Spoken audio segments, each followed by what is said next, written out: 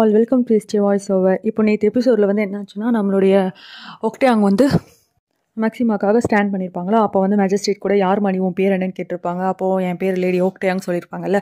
இப்போது அதுக்கப்புறத்துலேருந்து காட்டுறாங்க. அப்புறம் அந்த கொலை பண்ண ஃபேமிலியை வந்து இன்வெஸ்டிகேட் பண்ண கூப்பிட்டு போயிடுறாங்க. நம்ம மேக்ஸிமாவுக்கு வந்து நம்மளுடைய டேயாங் வந்து மருந்து போட்டு விட்டுட்ருக்காங்க. அப்போ ஓக்டேயாங் வந்து சொல்கிறாங்க, நான் வந்ததை நினச்சி நீங்கள் சந்தோஷம் தானே பட்டீங்க, பிகாஸ் நான் அந்த பையனோட ஓடி போகாமல் உங்களுக்காக வந்து ஸ்டாண்ட் பண்ணேன் அப்படி சொல்கிறப்போ, அதெல்லாம் சரிதானா, உங்களுக்கு எங்கேருந்து இவ்வளோ கட்ஸ் வந்துச்சு அப்படி சொல்லிட்டு நம்ம மேக்ஸிமா கேட்குறாங்க. அதுக்கு வந்து இவங்க சொல்கிறாங்க, எப்படி வராமல் போகும், நீங்கள் கூட சொன்னீங்களே நான் ஒன்றும் உண்மையான லேடி இல்லை, லேடின்னு கூப்பிட்றாங்க நீங்களே அப்படி நினச்சிட்டிங்கன்னு அப்படின்னு. உடனே மேக்ஸிமா கேட்பாங்க, இவ்வளோ கிரட்ஜஸ் ஹோல்ட் பண்ணாதீங்க, என்ன நான் வந்து அது ஒரு கோவத்தில் சொன்னேன், நீங்கள் அப்போ தாங்க வரமாட்டீங்கன்னு, ஆனால் அதை மீறி நீங்கள் வந்துட்டீங்க எப்படி அப்படின்னு கேட்குறப்போ வந்து நம்ம லேடி ஓக்டேயாங் சொல்லுவாங்க, ஆமாம் நான் வந்து இப்போ குதோக்கியாக வந்து வரல, உண்மையான லேடி ஓக்டேயாங் என்ன பண்ணியிருப்பாங்களோ அதை தான் நான் பண்ணேன், அவங்களுக்காக தான் நான் இதை பண்ணேன் அப்படின்னு சொல்கிறப்போ வந்து அதுக்கப்புறம் சொல்லுவாங்க, பேக்கியும் வந்து எனக்கு என் லைஃப்பில் இருந்து எனக்கு ஒரே ஒரு ஃப்ரெண்ட் வந்து பேக்கி தான், எனக்காக அவ்வளோ நல்லபடியாக என்னை பார்த்துக்கிட்டா, அதனால் அவளை கொண்டவங்களை நான் இவ்வளோ ஈஸியாக விட மாட்டேன், என்ன பண்ணுறேன்னு பாருங்கன்னு சொல்லிட்டு நம்ம லேடி ஓக்டேயாங் சொல்லுவாங்க. மேக்ஸிமாக்கு கொஞ்சம் ஹாப்பியாக இருக்கும், சரி இவங்க இருக்காங்க நமக்காகன்னு சொல்லிட்டு. அப்புறம் எல்லாரும் கேட்பாங்க, சரி ஓகே மேஜிஸ்ட்ரேட் எப்படி அங்கே வந்தாங்க அப்படின்னு சொல்லி கேட்குறப்போ வந்து இவங்க நினச்சி பார்க்குறாங்க, ஏன்னா நம்ம பேக்கியோட பாடி வந்திருக்கோம்ல, அதுக்கப்புறமேட்டுக்கா வந்து போஸ்ட்மார்ட்டமில் வந்து என்னன்னா, இவங்க ஊரில் வந்து போஸ்ட்மார்ட்டம் பண்ணதில் வந்து இந்த மாதிரி ரிப்போர்ட் வந்து தற்கொலை தான் காட்டியிருப்பாங்க. ஆனால் வந்து பக்கத்து ஊருக்கு வந்து அனுப்பிச்சு நம்ம லேடி ஓக்டேயாங் வந்து போஸ்ட்மார்ட்டம் ரிப்போர்ட் வாங்குறப்போ அதில் வந்து கொலை தான் வந்து ரிப்போர்ட் பண்ணியிருக்காங்க. ஏன்னா அவங்க கழுத்தை சுற்றி யாரோ வந்து கொல்றதுக்கு ட்ரை பண்ணியிருக்காங்க, அதோட இதெல்லாம் மார்க்லாம் இருக்குது அப்படின்னு சொல்லிட்டு. அதுக்கப்புறம் இவங்க வந்து மேஜிஸ்ட்ரேட்டை வந்து கூப்பிட்டு வந்து அந்த ரிப்போர்ட் காட்டுவாங்க. பக்கத்து ஊரில் வந்து இந்த ரிப்போர்ட் கொடுத்துருக்காங்க, இந்த ஊரில் இந்த ரிப்போர்ட் கொடுத்துருக்காங்க, நீங்கள் வேணால் அவங்க கழுத்தை வேணால் பாருங்கன்னு சொல்லிட்டு. அப்புறம் மேஜிஸ்ட்ரேட்டும் வந்து அந்த கழுத்தை பார்க்குறப்போ அந்த மாதிரி தான் இருக்கும். அதுக்கப்புறம் யாரோ கொன்னதுக்கு அப்புறமேட்டுக்கா வந்து இவங்களால சூசைட் பண்ணியிருக்க முடியாது, யாரோ கொண்டுட்டு தான் இதை கொலை மாதிரி தற்கொலை மாதிரி ஃப்ரேம் பண்ணியிருக்காங்கன்னு மேஜிஸ்ட்ரேட்டும் புரிஞ்சுக்கிறாரு. அதுக்கப்புறமேட்டுக்கா இங்கே போஸ்ட்மார்ட்டம் பண்ணாங்கல்ல, அந்த ஆள் பிடிச்சி கத்துறாரு, ஏன் இந்த மாதிரி பண்ணீங்கன்னு. அவர் பயந்துட்டு, இல்லை நான் என்ன பண்ணுறது, என்கிட்ட சொன்ன விஷயம் தான் நான் பண்ணேன்னு மன்னிச்சிருங்கன்னு சொல்லிட்டு அவர் பயந்து அழுதுடுறாரு. இங்கே இன்வெஸ்டிகேஷன் நடக்குது. அப்போ வந்து இப்போ நம்ம பேக்கியை கொன்ன ஃபேமிலி வந்து பேக்ஸ் ஃபேமிலி, ஓகே. அதுக்கப்புறமேட்டுக்கா பேக்கியை பின்னாடியே சுற்றினால அந்த பையன் பேர் வந்து பெக்துங்கா, இவர்கிட்ட தான் இன்வெஸ்டிகேட் பண்ணுறாங்க. இந்த மாதிரி இந்த பொண்ணு உனக்கு யாருப்பா, இந்த பொண்ணு உனக்கு தெரியுமான்னு கேட்குறப்போ, இல்லை நான் வந்து ஹென்யாங் போகிறதுக்காக எல்லாத்தையும் பேக் பண்ணிட்டு இருந்தேன், இந்த பொண்ணுக்கு தான் என் மேலே இஷ்டம், எனக்கு இந்த பொண்ணு மேலே இஷ்டம் இல்லை, இவ தான் ஃபாலோ பண்ணிட்டே இருந்தான்னு சொல்லிட்டு இவனும் போய் சொல்லிடுவான். ஆனால் இங்கே வந்து டேயும் கிட்ட வந்து மேக்ஸிமா சொல்கிறாங்க, இந்த மாதிரி என் பொண்ணு அவன் பின்னாடி சுற்றவே இல்லை, அவன் தான் என் பொண்ணு பின்னாடி சுற்றிட்டே இருந்தான், அந்த ஊரில் இருக்க நிறைய பேருக்கு இது தெரியும், அவள் எத்தனை தடவை சொல்லி அவன் தான் கேட்காம சுற்றிட்டே இருந்தான்னு சொல்கிறப்போ நம்ம லேடி ஓக்டேயாங்க சொல்கிறாங்க, ஆனால் வந்து அவன் மேஜிஸ்ட்ரேட் அவள் தான் பின்னாடி சுற்றுறான்னு சொல்லிட்டான். அப்புறம் இங்கே மேஜிஸ்ட்ரேட்டையும் காட்டுறாங்க, அவன் ஃபேமிலி மொத்தம் அவங்க அம்மா தான் கொலை பண்ணியிருப்பாங்க போல இருக்கு. அவங்க அம்மா அப்படியே சொல்கிறாங்க, இந்த மாதிரி என் பையன்லாம் சுற்றலை, அவளுக்கு வந்து ஸ்லேவாக இருக்கிறது வந்து பிடிக்கல, அதனால வந்து அந்த பொசிஷனை மாற்றணும்னு சொல்லிட்டு என் பையன் பின்னாடி பேராசப்பட்டு சுற்றிட்டு இருந்தா, அது கிடைக்கலன்னு தான் அவள் தற்கொலை பண்ணிட்டா, எதுக்கு எங்கள் ஃபேமிலி நீங்கள் இந்த மாதிரி இன்சல்ட் பண்ணிட்டு இருக்கீங்க, நாங்கள் வேறு நாளைக்கு காலையில் வந்து ஹென்யாங் போகணும், உங்களால் தான் தடைப்பட போச்சு, நாங்கள் கிளம்புறோன்னு சொல்லிட்டு போகிறாங்க கோவமா. அப்போ வந்து மேஜிஸ்ட்ரேட் சொல்கிறாரு, நீங்கள் வந்து சான்சோங் கண்ட்ரி விட்டு எங்கேயுமே போகக்கூடாது, அப்படி போகிறதா இருந்தால் நான் பிரச்சனை வச்சுருவேன், உங்களுக்கு ஓகேவா அப்படின்னும் போது இவங்களும் கோவப்பட்டு போயிடுவாங்க. இங்கே மதர் சான்ச்சுரி காட்டுறாங்க, அந்த எல்லா ஹை அஃபிஷியல் லேடிஸும் வந்து உட்காந்து பேசிகிட்டு இருக்காங்க. இந்த மாதிரி உண்மையாகவே அவள் தான் அந்த, ஏன்னா அவங்களும் இவங்க கூட ஒரு மெம்பர் தானே, அவள் தான் கொண்டிருப்பாள் அந்த ஸ்லேவன் சொல்லி டிஸ்கஸ் பண்ணிட்டு இருக்காங்க. அதுக்கப்புறம் அவங்களே சொல்லிக்கிறாங்க, அவள் கொண்டாலும் கொள்ளாட்டினாலும் பரவாயில்ல, நம்ம தான் இந்த கேஸில் வின் பண்ணி ஆகணும், பிகாஸ் இல்லைனா இந்த ஸ்லேவ்ஸ்லாம் வந்து ரொம்ப குளிர் விட்டு போயிடும்னு பேசிட்டு இருக்காங்க. இங்கே பின்னாடி வந்து இன்னொரு ஸ்லேவ் இவங்க மதர் சான்ச்சுரிக்கு ஒர்க் பண்ணுற ஸ்லேவ் வந்து எல்லாத்தையும் வந்து சர்வ் பண்ணிட்டு இருப்பாங்களா. அப்போ அவங்க ஆக்சுவலி ப்ரெக்னெண்ட்டாக இருக்காங்க, அவங்களுக்கு ப்ரெக்னென்சி பெயின் மாதிரி இருக்குமோ, அதனால அவங்க கொஞ்சம் கீழே விடுற மாதிரி ஆயிடுவாங்க. அதுக்கப்புறமேட்டுக்கு இவங்க ஏன் உனக்கு ஒழுங்காக சேவ் பண்ண முடியாது, அவங்க ஒர்க் பார்க்க முடியாதுன்னு திட்டுறப்போ அவங்க இல்லை எனக்கு டியூ ஆகிடுச்சு, எனக்கு ரொம்ப பெயினாக இருக்குது அப்படின்னு சொல்கிறப்போ, அதெல்லாம் என்ன இப்போ எப்படி பேசுகிற, நீ எப்படி இருந்தாலும் எங்களுக்கு வேலை பார்த்து தான் ஆகணும் அப்படின்னு அவங்க சொல்கிறப்போ, இந்த மாதிரி நான் ஒரு கவர்மெண்ட் ஆஃபீஸில் வந்து ஒர்க் பண்ணுறேன், இந்த மாதிரி ஒர்க் பண்ணால் எனக்கு 1 month லீவ் கிடைக்கணும்ல டெலிவரிக்கு அப்படி சொல்லிட்டு அவங்க லா பேசுவாங்களா. உடனே ஒரு ஸ்லேவெல்லாம் லா பேசுகிற உனக்கு எவ்வளோ தைரியம் ஆயிடுச்சு அப்படின்னு சொல்கிறப்போ அந்த மதர் சான்ச்சுரியோட ஹெட் சொல்கிறாங்க, பார்த்தீங்களா இதுக்கு தான் இந்த ஸ்லேவ்களுக்குலாம் குளிர் விட்டு போயிடும், இதுக்காக தான் இந்த கேஸ் நம்ம வின் பண்ணணும்னு நினைக்கிறேன், நான் என் ஹஸ்பண்ட் சொல்லிட்டு வந்து லாயர் வந்து அப்பாயின்ட் பண்ணியிருக்கேன் புதுசாக அப்படி சொல்லிட்டு அவங்க சொல்கிறாங்க. இங்கே பார்த்தா கவர்மெண்ட் அஃபிஷியல்லாம் வந்து நம்மளுடைய லேடி ஓக்டே அங்கே வீட்டுக்கு வராங்க அரெஸ்ட் பண்ணுறதுக்காக. அப்போ வந்து மேக்ஸிமா வந்து யாரும் இங்கேருந்து கூட்டு போகக்கூடாது, என்ன தாண்டி போங்கன்னு சொல்லிப்பாங்களா, உன்னை தாண்டி கூட்டு போகிறன்ற மாதிரி மேக்ஸிமா அரெஸ்ட் பண்ணிட்டு போயிடுவாங்க. உடனே நம்ம லேடி ஓக்டே கத்துறாங்க, நீங்கள் எப்படி இன்வெஸ்டிகேஷன் போயிட்டு இருக்கும்போது இவங்க மேலே அக்யூசேஷன் வைக்கிறதுன்னு கேட்குறப்போ, இல்லை இவங்க வந்து இந்த மாதிரி நோபல் உமன் ஃபேமிலியை வந்து ரோட்டில் நின்று அசிங்கப்படுத்திருக்காங்க, அதனால இவங்க மேலே கம்ப்ளைண்ட் வந்துருக்குன்னு சொல்கிறப்போ, இன்வெஸ்டிகேஷன் தான் போயிட்டு இருக்கலாம், அவங்க முதல்ல அவங்க தானே குற்றவாளி அப்படின்னு சொல்கிறப்போ, இல்லை அவங்க வந்து இன்னசென்ட் ப்ரூவ் ஆயிடுச்சு, எப்படி இன்னசென்ட் ப்ரூவ் ஆயிடுச்சுன்னு கேட்குறப்போ சொல்கிறாங்க, நீங்கள் இவங்க வந்து ஒரு சாட்சி வச்சுருந்தாங்கல்ல, இவங்களை கொலை பண்ணது பார்த்தேன்னு சொல்லிட்டு அந்த சாட்சி வந்து தற்கொலை பண்ணிக்கிட்டான் அப்படின்னு சொல்கிறாங்க. இங்கே நம்ம லேடி டேங் வந்து பேக்ஸ் ஃபேமிலி கிட்ட போய் கத்துறாங்க, இந்த மாதிரி நீங்கள் எப்படி வந்து மேக்ஸிமாவை அரெஸ்ட் பண்ண சொல்லலாம், நீங்கள் தான் தப்பு பண்ணீங்க, இந்த மாதிரி ஒரு சாட்சி சொல்ல வந்து ஆளையை கொண்டுட்டு இந்த மாதிரி பண்ணுறீங்கன்னு கேட்குறப்போ, இல்லை என்னோட லாயர் தான் வந்து எங்களுக்கு அட்வைஸ் பண்ணாங்க, இந்த மாதிரி எங்களை அசிங்கப்படுத்துனாங்களா அவங்கள கூட நாங்கள் ஜெயிலில் போடலாம், அதுக்கு தான் பண்ணோம், அதோட உன்னோடைய பிரச்சனை நீ பண்ண தப்பால் தான் வந்து இப்போ பொண்ணு உயிர் போனது கூட இல்லாமல் அவங்க அம்மா உயிரும் போகுது, நீ எங்கள் ஃபேமிலிக்கு எதிராக நின்னதுனால தான் இப்போ அவங்க அம்மா உயிரை நான் கொல்ல போகிறேன் அப்படின்னு சொல்லிட்டு அந்த லேடி சொல்லுமா. லேடி டேயாங்க்கும் என்ன பேசுறதுனே தெரியாது. அப்போ வந்து அந்த பையன் நின்னுட்டுருப்பான். பேக்யாங். நம்ம பேக்கி பின்னாடி சுத்துனானே அவன். அப்போ வந்து அவன்ட்ட கேட்பாங்க, "இவங்க உண்மையாவே நீ அவள ஃபாலோ பண்ணலையான்னு?" கேட்கிறப்போ, அவனும் கொஞ்சம் கூட குற்ற உணர்ச்சி இல்லாம இல்லன்னு சொல்லிட்டு போயிடுவான். அப்புறம் லேடி டேயாங் வந்து வெளிய போறப்போ வந்து அவங்க வீட்ல உள்ள ஒரு ஸ்லேவ் வந்து வொர்க் பார்த்துட்டு இருப்பாரு. அவரோட ஃபேஸ்ல தான் வந்து இரும்பு கம்பி காய்ச்சி வந்து மார்க் வச்சிருப்பாங்களா, அவர் ஓகேவா? அவர பார்த்துட்டு இவங்களுக்கு கொஞ்சம் கஷ்டமா இருக்கும். அது ரொம்ப பெயின்ஃபுல்லா இருக்கும்ல. நான் வேணா ஆலோவேரா குடுத்து அனுப்ப சொல்றேன். அதில போட்டா கொஞ்சம் ஆறும் அப்டி சொல்லிட்டு இவங்க போவாங்க. இப்ப நம்ம லேடி டயாங் வந்து மேஜிஸ்ட்ரேட் ஆஃபீஸ்க்கு போறதுக்கு கேட்குறப்போ, உள்ள அலோவே பண்ண மாட்டாங்க. கேஸ் நடந்து முடிஞ்சிருச்சு. இதுக்கு மேல நீங்க உள்ள அலோ பண்ண முடியாதுன்னு சொல்லிட்டு, அங்க என்ட்ரிலயே உள்ள விட மாட்டாங்க. அதுக்கப்புறம் இவங்க என்ன நினைப்பாங்க, பேசாம செவுரு ஏறி குதிச்சிடலாம். நமக்கு வந்து இது புதுசு இல்லையேன்னு எப்படியோ செவுரு ஏறி குதிச்சுடுவாங்க. அப்புறம் இந்த மேஜிஸ்ட்ரேட் ஆஃபீஸ்க்குள்ள சுத்தின்னு இருக்கும்போது வந்து, ஒருத்தர் இவங்கள புடிச்சு கேட்பாங்க. யாருன்னு பார்த்தா, அப்படியே நம்ம யங் மாஸ்டர் ஸ்டோரி டெல்லர் இருக்கார்ல, அவர மாரியே இருக்காங்க. அவங்கள பார்த்த உடனே இவங்க கத்த ஆரம்பிச்சுடுறாங்க. "டேய் உன்ன தான் ஊர விட்டு போ சொன்னேன்டா. இங்க என்னடா பண்ணிட்டு இருக்க? அதோட என்ன இது ஸ்வாட்லாம் நல்லா ஆக்ட் பண்ற மாரி. உனக்கு ஸ்வாட சுத்த தெரியாது. கையிலயும் இதெல்லாம் வச்சுட்டு இருக்க" அப்படின்னு இவங்க பாட்டு கலாய்ச்சிட்டு இருக்காங்க. அதுக்கப்புறம் சொல்றாங்க, "நல்லா புரிஞ்சுக்கோ. எனக்கு வந்து உன் கூட வர இஷ்டம் இல்ல. அதனால நீ தேவையில்லாம உன் டைம் வேஸ்ட் பண்ணாத. தயவு பண்ணி கிளம்பி போ" அப்படின்னு சொல்றப்போ, அவரும் எவ்வளவோ சொல்றாரு. "நான் வந்து நீங்க நினைக்கிற ஆள் இல்லப்பா" அப்படின்னு சொல்லிட்டு. ஆனா இவங்க அதெல்லாம் கேட்காம, "நீ என்ன என்ட்ட நடிச்சுட்டு இருக்கியா? எனக்கு புரியுது. இப்ப பேக்கி இறந்ததையும் வந்து நீ கதை தெரிஞ்சுக்கிட்டு, அதையும் உன் ஸ்டோரி புக்ல எழுத போற அப்படிதானே?" அப்படி சொல்லிட்டு இவங்க கோவப்பட்டுட்டு இருக்காங்க.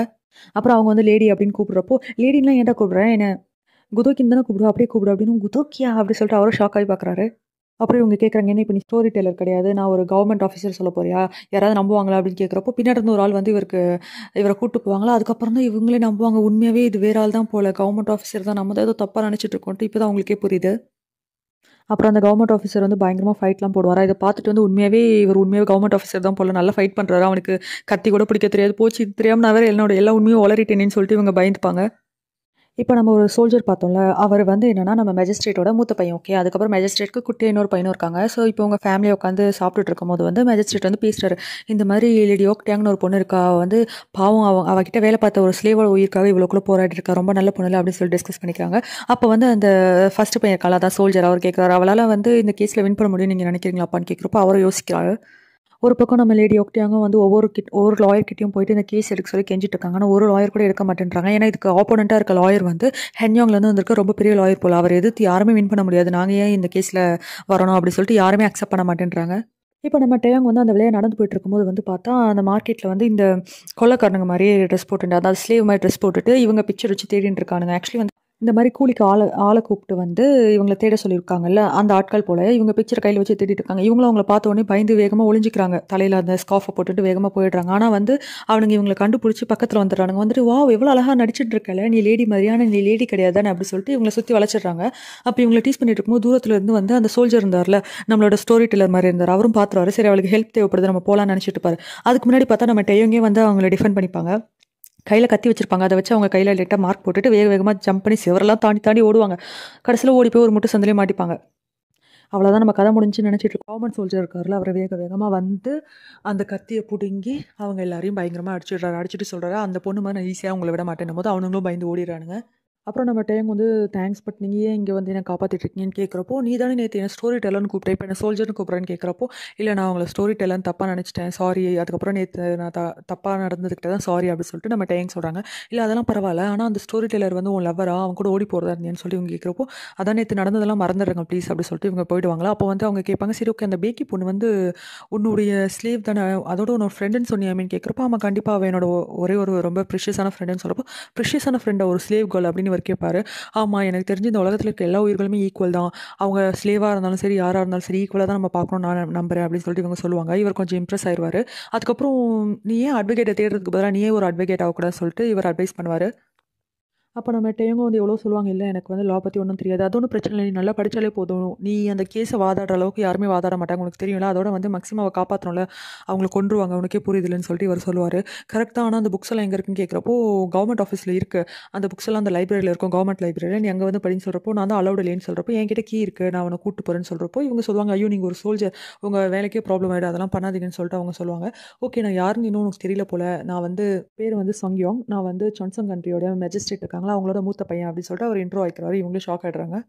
இங்க அந்த பேக்ஸ் ஃபேமிலில ஒரு ஸ்லேவ் இருந்தார்ல, ஃபேஸ்ல மார்க் வச்சுட்டு அவர வந்து கீழ கெட்டி போட்டு வச்சிருக்காங்க. அவரும் எதுவும் சாப்பிடாம இருக்காரு. அப்ப அவங்க கூட இருக்க இன்னொரு ஸ்லேவ் வந்து ஃபுட் குடுத்தப்பயும் வேணாம். என்ன இப்படி கெட்டி போட்டு வச்சிருக்காங்க. நான் இனிமே உயிரோட வாழ்ந்து என்ன பண்ண போறேன்றாரு. இந்த கதை என்னன்னு தெரியல. இதுக்கப்புறம் தான் நமக்கு சொல்லுவாங்க. ஓகேவா? அதுக்கப்புறமேட்டுக்கா அந்த ஸ்லேவ் வந்து ஒரு ஆலோவேரா பீஸ் எடுத்துட்டு வந்து உன் ஃபேஸ்ல போட்டுக்கோ.